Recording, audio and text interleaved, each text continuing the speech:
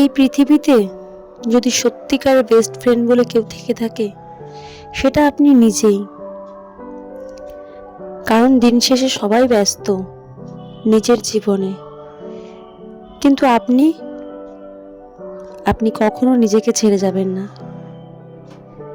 কারণ আপনি জানেন আপনার সব গল্প, আপনার লুকোনো কান্না, আপনার না বলা কষ্টগুলো যখন কেউ পাশে থাকে না, তখনও আপনার মন আপনার সঙ্গ দেয়।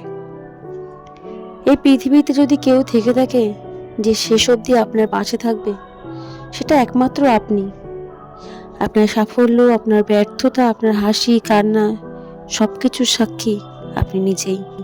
তাই নিজেকে ভালোবাসুন, নিজের পাশে থাকুন, কারণ আপনি ছাড়া কেউ আপনার জীবনটাকে আপনার মতো করে অনুভব করতে পারবে না।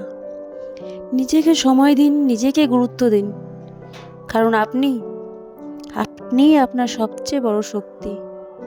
কথাটা হয়তো ভুল বললাম না। তো আজকের আমার এই নতুন রেসিপিটা আপনাদের কেমন লাগলো? ডিম দিয়ে কচুরলতি। অনেকে হয়তো শুনে অবাক হবেন যে ডিম দিয়ে কচুরলতি, কিন্তু হ্যাঁ, আমিও বিয়ের আগে কোনোদিন এটা খাইনি, বিয়ের পরেই ট্রাই করেছি। আর আমার এই ডিমগুলো একটু ইগনোর করবেন, কারণ সিদ্ধটা তখনও ভালোভাবে হয়নি যখন আমি ছাড়িয়েছি, তাই জন্য বললাম।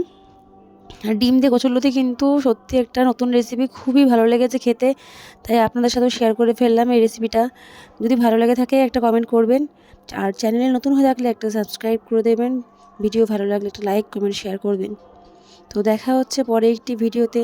ততক্ষণের জন্য সবাই ভালো থাকবেন, সুস্থ থাকবেন। ধন্যবাদ।